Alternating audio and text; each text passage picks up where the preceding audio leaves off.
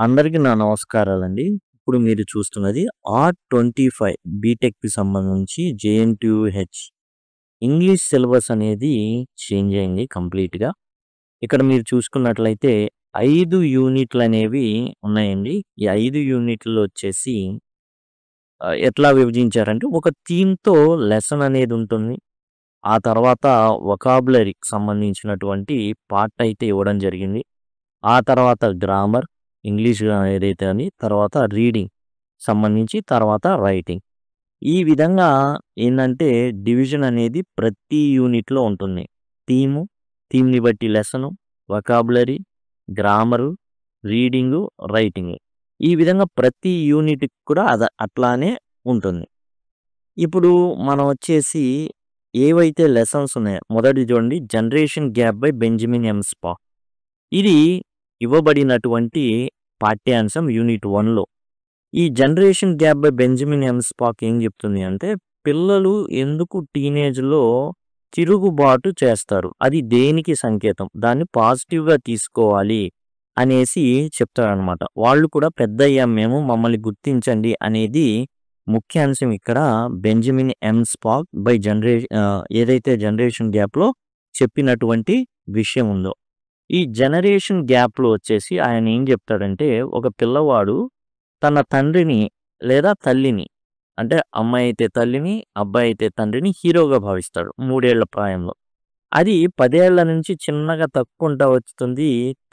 తాను ఎదిగానని, తాను బలవంతుడినయ్యానని, సమాజం గురించి తన తల్లిదండ్రుల కంటే తనకే బాగా తెలుసనేటటువంటి దాంట్లో ఉంటాడు. ఈ టీనేజ్‌లో ఏంటంటే చాలా ప్రయత్నిస్తుంటాడు. ఏదైతే వీళ్ళ కంట్రోల్ ఏదైతే ఉందో పిల్లల తల్లిదండ్రుల కంట్రోల్ నుంచి పిల్లలు ఏం చేయాలంటే ఎస్కేప్ అవ్వాలనుకుంటారు. అన్‌ఎడ్యుకేటెడ్ సొసైటీస్‌లో ఏందంటే తిరుగుబాటు డైరెక్ట్‌గా ఉంటుంది. తండ్రి, కొడుకులు కొట్టుకుంటారు. కొడుకు బయటపడతాడు. ఇంక తండ్రి రానీయడు ఇంట్లోకి. వాడు వేరేగా చూసుకోవడమే ఇక. ఎడ్యుకేటెడ్ సొసైటీలో ఇది ఇండైరెక్ట్‌గా ఉంటుంది. చదవడు, నెగ్లిజెంట్‌గా ఉంటాడు, ఏం పట్టించుకోడు ఇట్లాంటివి ఉంటాయి. దాన్ని ఎలా ఇది చేయాలంటే చాలా సానుకూలంగా ప్రవర్తించాలి. నువ్వు సూపర్ నాన్న బాగా చదువుతావు అండ్ ఎక్సలెంట్. అట్లానే ప్రెషర్ అనేది ఏదైతే యాక్చువల్‌గా తండ్రి కెరీర్‌లోనే కొడుకు గనక ఎంటర్ అవుతుంటే చాలా జాగ్రత్తలు తీసుకోవాల్సి ఉంటుంది ఒత్తిడి చేయకుండా. ఇది తర్వాత వచ్చేసి యూనిట్ 2లో మనం చూసినట్లయితే ఎమర్జింగ్ టెక్నాలజీస్ అనేటటువంటి పాఠ్యాంశం ఉంది. ఇందులో ఆర్టిఫిషియల్ ఇంటెలిజెన్స్ యాక్చువల్‌గా ఆర్టిఫిషియల్ ఇంటెలిజెన్స్ అనేది 2024లో ఏం రాలా లేదా 2023లో కాదు 2010లోనే స్టార్ట్ అయింది. మరి వచ్చిన ఇంప్రూవ్‌మెంట్ అల్లా ఎక్కడ అంటే జీపీయూస్ రావడం, క్వాంటమ్ కంప్యూటింగ్ రావడం ఇలాంటివి రావడం వల్ల ఏమైందంటే యూసేజ్ అనేది అది మెషిన్ లెర్నింగ్ అనేది చాలా వేగవంతమైంది. దాంతో ఆర్టిఫిషియల్ ఇంటెలిజెన్స్ చాలా వేగంగా అభివృద్ధి అయితే జరిగిందనమాట. ఇవన్నీ మీకు ప్లే లిస్ట్‌లో అందుబాటులో ఉంటాయండి ప్రతీదీ. నోట్స్ చూడండి. నోట్స్ అండ్ జనరేషన్ గ్యాప్‌కి సంబంధించి మీరు చూసినట్లయితే ఇదొచ్చేసి నోట్స్.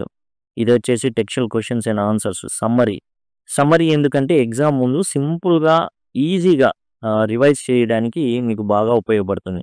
ఎమర్జింగ్ టెక్నాలజీస్ సమ్మరీ అదిగోండి నోట్స్, దీనికి సంబంధించినటువంటి టెక్స్చువల్ క్వెషన్స్ అండ్ ఆన్సర్స్ ఇవన్నీ కూడా డిస్కస్ చేయడం అయితే జరిగింది. తర్వాత క్వాంటమ్ కంప్యూటింగ్, బయోటెక్నాలజీ, తర్వాత బ్లాక్ చైన్ కానివ్వండి, ఇట్లాంటివి టెక్నాలజీస్ అనేవి రావడం అయితే జరిగింది. ఆ తర్వాత థర్డ్ యూనిట్‌లో థీమ్ వచ్చేసి యాటిట్యూడ్, గ్రాటిట్యూడ్‌లో లీజర్.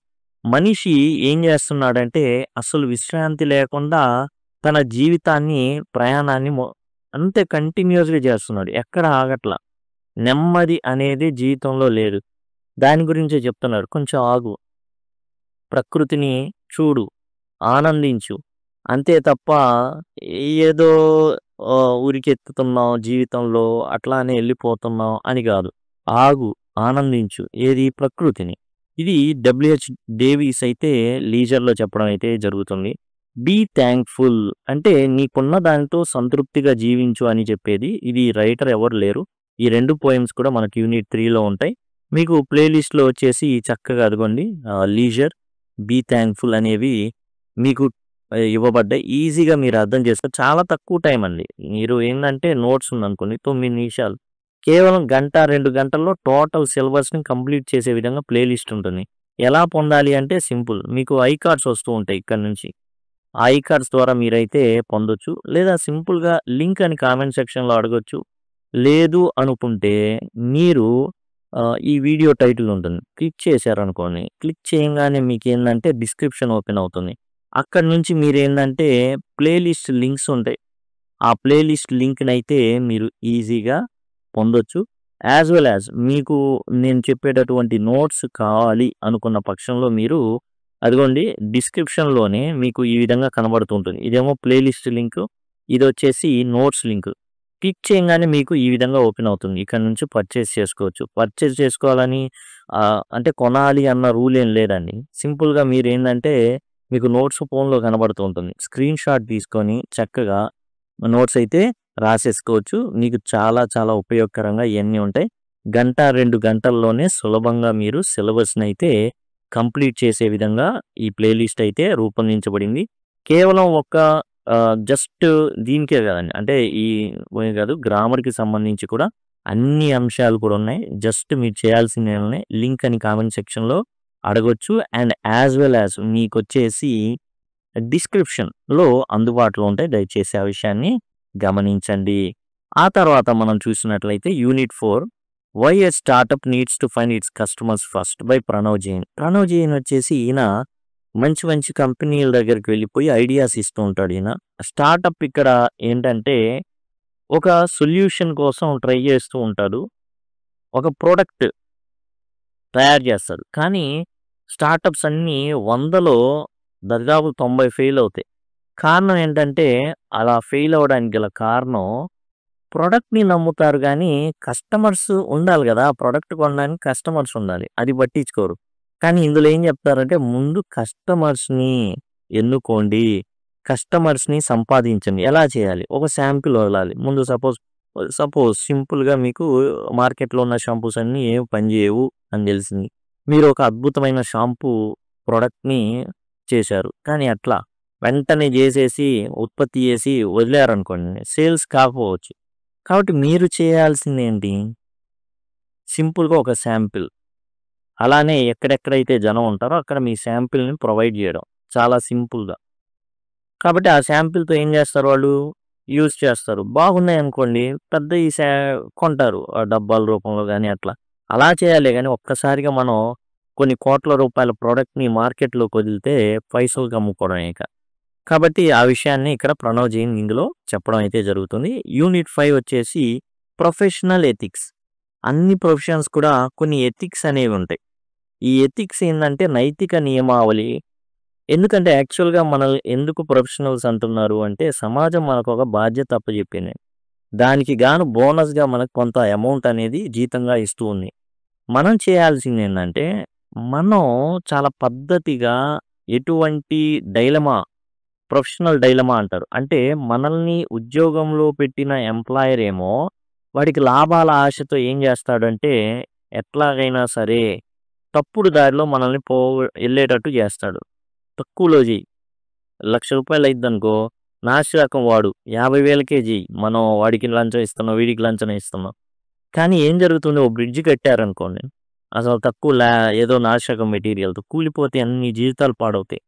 కాబట్టి ఈ డైలమా నుంచి బయటపడాలి అనేసి ఈ ప్రొఫెషనల్ ఎథిక్స్‌లో ఇలాంటివి ఇయన్నీ కూడా మీకు ప్లే లిస్ట్‌లో చక్కగా వీటన్నిటిని కూడా డిస్కస్ చేయడం అయితే జరిగింది. అదిగోండి ప్రొఫెషనల్ ఎథిక్స్ సమ్మరీ కానివ్వండి, నోట్స్ కానివ్వండి, టెక్స్చువల్ క్వెషన్స్ అండ్ ఆన్సర్స్ కానివ్వండి, అన్నీ ప్రతీది గ్రామర్‌తో సహా అండి. ఇదేమో గ్రామర్‌కి సంబంధించినటువంటి ప్లే లిస్ట్ ఇది. అన్ని గ్రామర్ అంశాలు కూడా డిస్కస్ చేయడం అయితే జరిగింది. దయచేసి గమనించండి.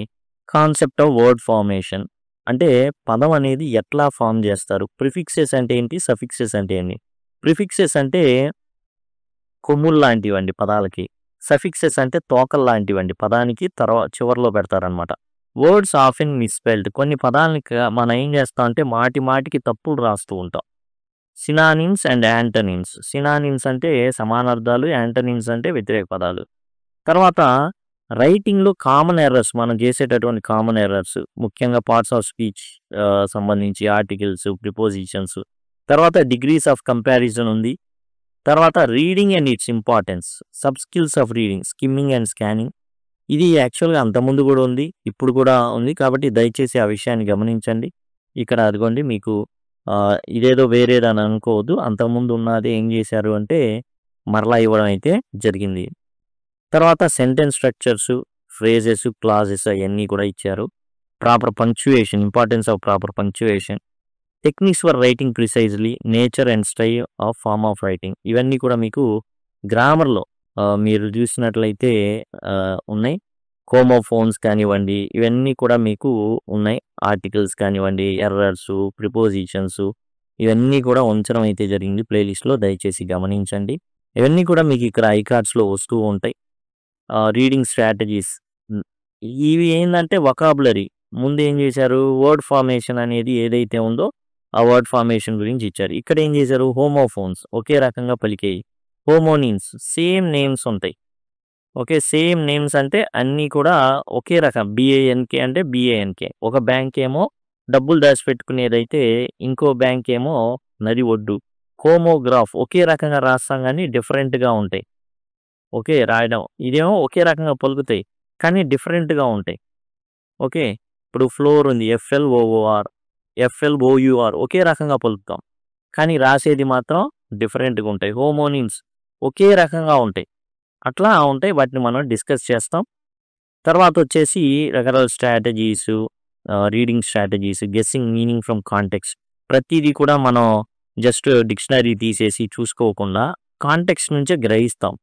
దానికి పారాగ్రాఫ్ రైటింగ్ టైప్స్, ఏ టైప్స్ ఉన్నాయి, structures and features of paragraph. Coherence అంటే ఆర్డర్ ఉండాలి, లాజికల్ ఆర్డర్ ఉండాలి. దానికోసం లింకర్స్ అండ్ కనెక్టివ్స్ యాడ్ చేస్తూ ఉండాలి. Organising principles in a paragraph. Paragraph రాసామంటే రాసామని కాదు, ఒక ఆర్గనైజ్డ్ వేలో ఉండాలి. తర్వాత people, objects, place and events. తర్వాత ఎస్ఏ రైటింగ్కి సంబంధించి ఇవన్నీ. తర్వాత యూనిట్ 3 వచ్చేసి మనం వర్డ్స్ ఆఫ్ అండ్ కన్ఫ్యూజ్. ముందేమో మిస్పెల్ట్, తప్పులుగా మనం స్పెల్లింగ్ రాసేది కన్ఫ్యూజ్ అవుతాం. కన్ఫ్యూజ్ అయ్యి ఒక పదం బదులు ఇంకో పదం రాస్తాం. Words from foreign languages and their use in English. Foreign languages నుంచి ఉన్నటువంటి ఏవైతే ఉన్నాయో వాటిని ఎలా యూజ్ చేయాలి అనేది.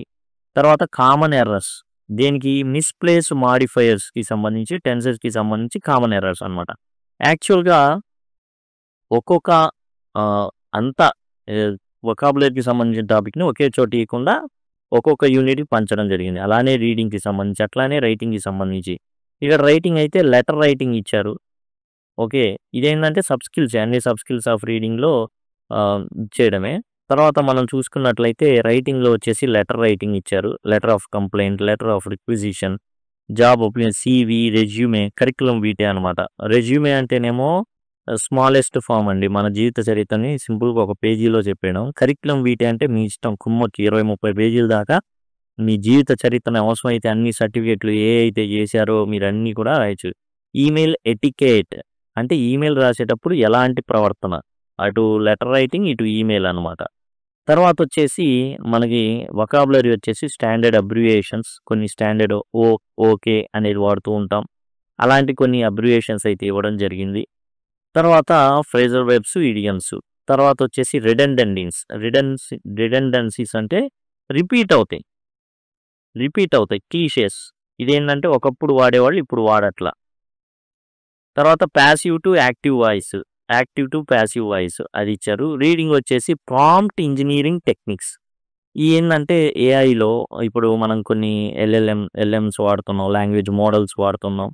వాటికి ఏంటంటే పర్ప్లెక్సిటీ కానివ్వండి, అండ్ ఏఐకి సంబంధించిన చాట్ జీపీటీ కానివ్వండి, జెమినై కానివ్వండి, వీటిలో ఏంటంటే మనం ప్రాంప్ట్ ఇవ్వాల్సి ఉంటుంది. ఆ ప్రాంప్ట్ ప్రకారం అది బొమ్మ అయినా గీసింది, వీడియో అయినా చేసింది, దానికి సంబంధించి ప్రాంప్ట్ అనమాట. Writing practice, note making, ప్రెసిస్ writing అనేవి ఇవ్వడం అయితే జరిగింది. ఇక యూనిట్ 5కి వచ్చేసి మనం చూసినట్లయితే ప్రొఫెషనల్ ఎథిక్స్ గురించి మనం మాట్లాడుకున్నాం. అందులోనే వొకాబులరీలో technical vocabulary, one word substitutes, collocations ఇవ్వడం జరిగింది. ఇక ఇక్కడ మనం చూసుకుంటే టెక్నికల్ వొకాబులరీ వివిధ రంగాల్లో ఉండేటటువంటి వొకాబులరీని పరిచయం చేయడం జరిగింది. Direct, indirect speech.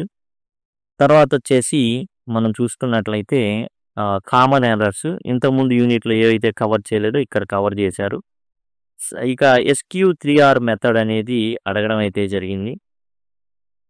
ఈ విధంగా టోటల్‌గా రైటింగ్ వచ్చేసి రిపోర్ట్ రైటింగ్, టెక్నికల్ రిపోర్ట్స్ ఎట్లా రాయాలి, క్యారెక్టరిస్టిక్స్ ఆఫ్ రిపోర్ట్ ఫార్మాట్స్, ఇవన్నీ కూడా టైప్స్ ఆఫ్ రిపోర్ట్స్ ఇవన్నీ కూడా ఇవన్నీ కూడా మీకు ప్లేలిస్ట్‌లో చక్కగా అందుబాటులో ఉంటాయి. దయచేసి గమనించండి. ఇవన్నీ కూడా ఏందంటే సిఈ కావచ్చు, ట్రిపుల్ ఈ కావచ్చు, మెకానికల్ ఇంజనీరింగ్ కావచ్చు, ఏఐ కావచ్చు, ఏఐ ఎంఎల్ కావచ్చు, ఐటీ కావచ్చు, ఏది ఉన్నప్పటికీ కూడా సింపుల్‌గా మీరేంటంటే టోటల్ సిలబస్ ఇదే. ఫస్ట్ సెమ్ కావచ్చు, సెకండ్ సెమ్ కావచ్చు. బీటెక్‌కి సంబంధించినటువంటి ఇంగ్లీష్ ఏదైతే ఉందో ఇదే సిలబస్. జేఎన్‌టీయూహెచ్‌కి సంబంధించి. కొంతమంది ఫస్ట్ సెమ్, సెకండ్ సెమ్‌లో ఉంటాయి. కాబట్టి దయచేసి గమనించగలరు. Thank you. అండ్ టోటల్‌గా ఇది సిలబస్ అండ్ విత్ సమ్మరీస్‌తో కూడా మనం చెప్పుకోవడం అయితే జరిగింది. Thank you. Thanks a lot.